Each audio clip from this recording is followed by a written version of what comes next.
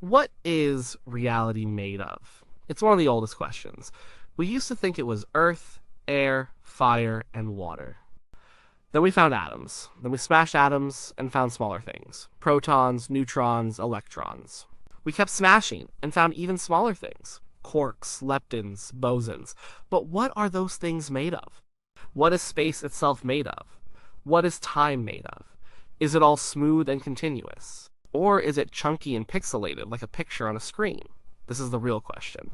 Is the universe fundamentally analog or digital? It's a simple question with a huge, complicated, and maybe unknowable answer. But it's worth asking, because the answer changes everything we think we know about existence. First, we should get our terms straight. What do we mean by analog and digital? Think about a ramp and a set of stairs. A ramp is analog. You can be at any point on it, you can move up a millimeter, a half millimeter, or a millionth of a millimeter. Between any 2 points on the ramp, there are an infinite number of other points. It's perfectly smooth and continuous. Stairs are digital. You can be on step 1 or step 2 or step 3. You can't be on step 2.5. You are either on one step or the next. It's made of discrete separate units. It's chunky. Another example is a dimmer switch versus a regular light switch. The dimmer's analog. You can slide it to get any level of brightness between off and full. The light switch is digital. It's either on or off. There's no in between. A vinyl record is analog. The groove is a continuous physical representation of the sound wave. A tiny wiggle in the groove corresponds to a tiny change in the sound. An MP3 file is digital. The sound wave has been sampled thousands of times a second, and each sample is turned into a number. It's not the wave itself, but a series of numerical snapshots of the wave. It's a very, very good approximation, but it's still an approximation made of discrete bits of data. So, the question is, which one is the universe? Is it a ramp, or is it a set of stairs? Is it a vinyl record or an MP3 file? For most of human history, the answer seemed obvious. In reality is analog. You can move through space in a smooth line. Time seems to flow continuously. Things can be any size, any temperature, any speed. It all looks like a perfect, high-resolution, continuous movie. Our intuition screams that the universe is analog. Our best theory of gravity, Einstein's General Relativity, also says the universe is analog. It describes space and time as a single, smooth fabric called spacetime. Planets and stars create curves and dips in this fabric like a bowling ball on a trampoline. Gravity is just the feeling of following these curves. The math of general relativity uses continuous numbers and assumes that space-time is a smooth, unbroken sheet. There are no pixels, no chunks. It's all ramp, no stairs. But then, about 100 years ago, a new kind of physics came along. And it threw everything into chaos. That new physics was quantum mechanics. And quantum mechanics is profoundly, deeply weird. And it is also profoundly, deeply digital. Quantum mechanics is the physics of the very small. The world of atoms and the particles inside them. And down at that level, things stop being smooth. They get chunky. They get quantized. That's where the name comes from. Energy, for example, isn't continuous. It comes in little packets called quanta. An electron orbiting an atom can't just have any amount of energy it wants. It has to exist in specific energy levels, like being on specific stairs. It can jump from step 2 to step 5, but it can never be on step 3.14. When it jumps down a step, it releases a packet of light, a photon, with a specific amount of energy. Not just any amount, a discrete amount. It's not just energy. Other properties are digital too. A property of particles called spin is quantized. A particle doesn't have a smooth range of spin. It has, for example, spin up or spin down. It's on or off, digital. This was a revolution in thinking. It suggested that at the most fundamental level, nature is not a smooth ramp. It's a set of stairs. Maybe very, very tiny stairs. So tiny that, from our perspective, they look like a smooth ramp. But stairs nonetheless. This idea got even stronger with a concept called the Planck length. Two physicists, Max Planck and later Werner Heisenberg, did some calculations. They realized there might be a fundamental limit to how small things can get. A smallest possible length. This length is incredibly mind-bogglingly small. It's about 1.6 times 10 raised to the power of 35 meters.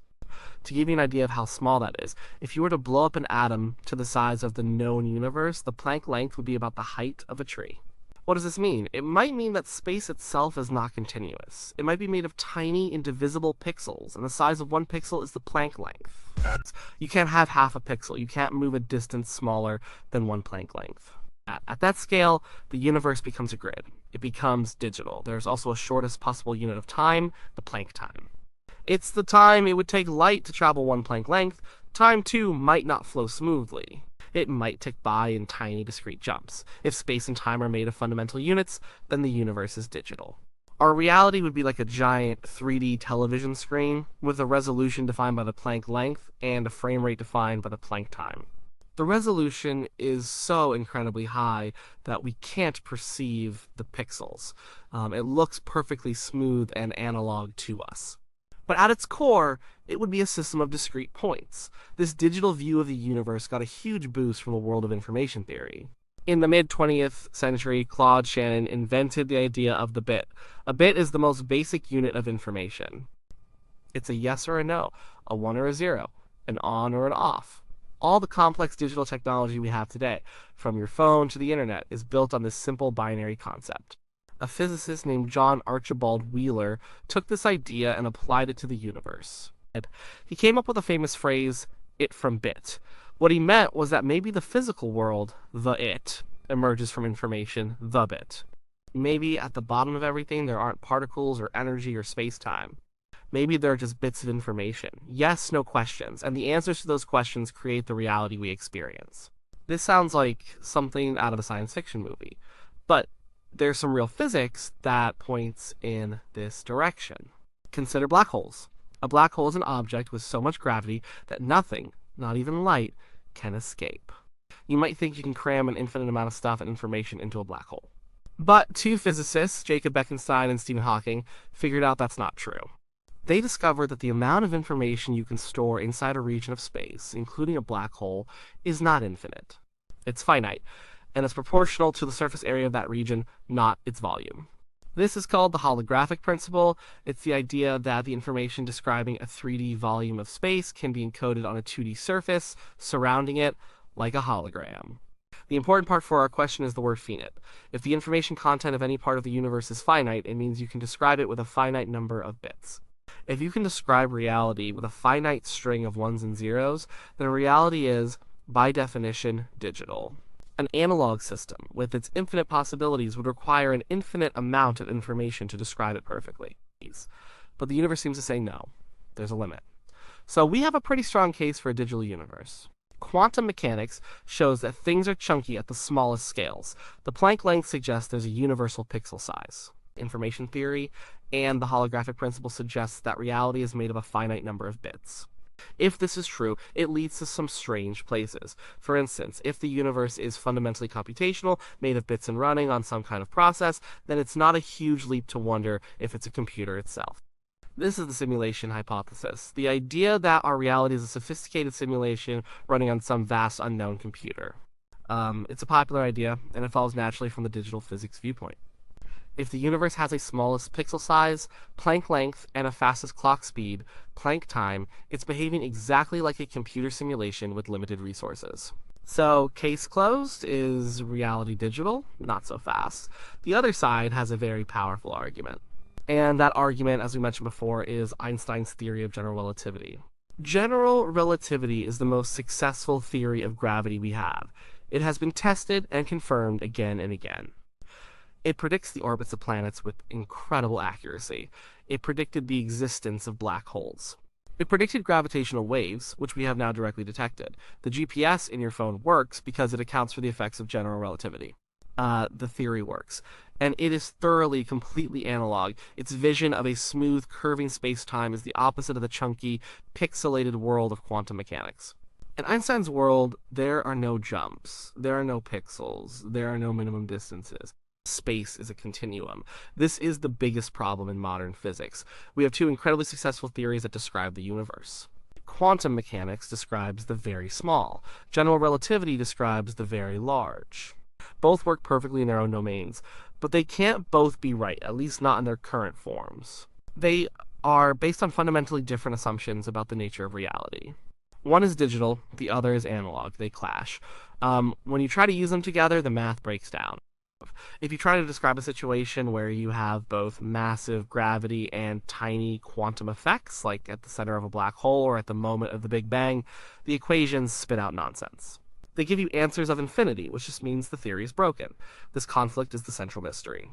Physics has been stuck on this problem for decades. The search for a theory of everything is the search for a single theory that can unite quantum mechanics and general relativity. It's the search for a theory that can tell us what happens when the digital and analog worlds meet. Physicists are working on some ideas. Two of the most famous are string theory and loop quantum gravity.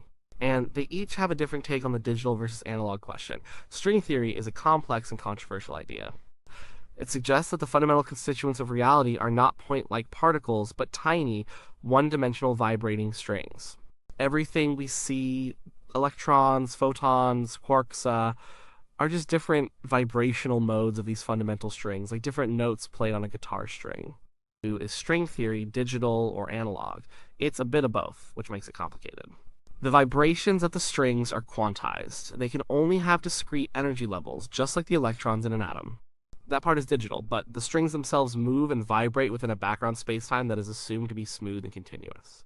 That part is analog. So string theory doesn't fully resolve the conflict. It tries to plaster over it by mixing the two ideas. It hasn't yet given a clear verdict. Loop quantum gravity, on the other hand, takes a much more radical and explicitly digital stance. It attacks the problem from the other direction. Instead of starting with quantum particles and trying to get gravity out of them, it starts with Einstein's theory of spacetime and tries to quantize it. It applies the rules of quantum mechanics to space and time itself. The result is a theory where spacetime is not a smooth sheet. Instead, it's a network, a fabric woven from finite, discrete loops. These are called spin networks. For space itself is made of fundamental, indivisible chunks. You can't have a volume of space smaller than one of these chunks. In loop quantum gravity, space is not a stage where the action happens. Space is the action. The geometry of the universe is built up from these finite quantum relationships. There's a purely digital picture of reality. There is no smooth background. There is only the network of connections. If loop quantum gravity is correct, then the universe is fundamentally digital. The smooth analog world of Einstein is just a large-scale approximation, just like a high-resolution image looks smooth from a distance. So we have these two major contenders for a theory of everything, and they give different answers. String theory hedges its bets, while loop quantum gravity goes all in on digital. Neither theory is complete, and neither has been experimentally proven, so we're still left with the question. Maybe the problem isn't with the physics. Maybe the problem is with the question itself. Maybe digital or analog is a false choice, a limitation of our human language and concepts. We created these terms to describe our own technologies, our ramps and stairs, our records and MP3s. Perhaps the universe operates on a principle that is neither digital nor analog, but something else entirely that we don't have a word for yet. Think about wave-particle duality in quantum mechanics. Is an electron a particle a discrete, digital-like thing, or a wave a continuous, analog-like thing? The answer is that it's both, and neither. It behaves like a wave when you're not looking at it, and it behaves like a particle when you measure it. This suggests that reality at its base might not fit into our neat little boxes. The very act of us trying to measure it and label it as one or the other might be forcing it into a state that matches our limited concepts. The universe could be something more complex. It might be a system that has both digital and analog properties, or a system where the distinction itself is meaningless. What are the implications? Why does this even matter? It matters because it touches on the most profound questions of our existence. If the universe is digital, it implies that reality is computable. It could be simulated. It suggests that there is a finite amount of information in the universe. This has huge philosophical consequences. Does a computable universe have room for true randomness, or is everything ultimately deterministic? If everything is just the result of a calculation running, what does that mean for free will? Or is consciousness just an emergent property of a complex computation? It makes the universe seem a bit less grand, perhaps, and a bit more like a machine. A vast, incomprehensible machine, but a machine nonetheless. If the universe is analog, it opens the door to true infinite complexity. A continuous system can contain an infinite amount of information. A single real number, like pi, with its non-repeating, infinite decimal expansion, contains more information than could ever be stored on any digital computer. An analog universe feels more organic, more mysterious. It allows for the possibility of uncomputable processes, things that can happen in nature that could never be perfectly simulated on a computer, no matter how powerful. It leaves more room for the kind of deep, perhaps unknowable complexity that many people feel is essential to concepts like life and consciousness. But there's also a middle ground, the one suggested by quantum mechanics. That reality is a kind of hybrid. It's a set of possibilities, a continuous analog like wave of potential. But when we interact with it, when we observe it, we force it to choose one discrete digital-like outcome. Before we measure it, an electron can be anywhere. It exists as a wave of probability. After we measure it, it's right here. The analog wave of possibilities collapses into a digital fact. Maybe that's the answer. The universe is analog in its potential and digital in its expression. It is a continuous sea of what could be, which crystallizes into a discrete reality of what is, moment by moment, interaction by interaction. So, where do we stand? The evidence from the quantum world points strongly towards a digital reality. Quantized energy, the Planck scale, the finite information in a black hole, these are powerful arguments. They suggest that at the bottom, everything is made of discrete units. But the evidence from the cosmic world, from gravity and the shape of spacetime, points just as strongly towards an analog reality. The success of general relativity and its smooth, continuous geometry is undeniable. The conflict between these two views is the biggest puzzle in science. Theories like string theory and loop quantum gravity are trying to solve it, but we're not there yet. We don't have the experimental evidence to say which path is right or if any of them are. It's possible the universe is fundamentally digital, that we live in a grand cosmic simulation or something like it with a finite resolution and a fixed set of rules. It's possible the universe is fundamentally analog, that the digital nature of the quantum world is some kind of illusion or a misunderstanding, and that continuity and infinity are the true bedrock of existence. And it's possible, perhaps even likely, that the real answer is something we haven't thought of yet. That our binary choice of digital versus analog is a symptom of our limited perspective. We see the world through the lens of our own creations, and so we ask if the universe is like our clocks or our computers. And it might be like neither. The truth is, nobody knows. We are living inside the system, trying to figure out how it works using the tools the system itself provides. It's a difficult, perhaps impossible task, but the search continues. Physicists are building more powerful colliders, more sensitive telescopes, and more elegant theories. They are pushing at the boundaries of what we know, trying to peek behind the curtain. The question of whether reality is digital or analog isn't just an abstract debate for scientists. It's a question about our own nature. Are we machines made of bits, or are we something infinitely more complex? Are the rules of our world computable and finite, or are they endlessly deep and surprising? For now, all we can do is look at the clues, the chunky, strange world of the quantum, and the smooth, graceful dance of the cosmos. The ramp and the stairs. Both seem to be true. And the mystery lies in how they can exist together in one single, astonishing reality.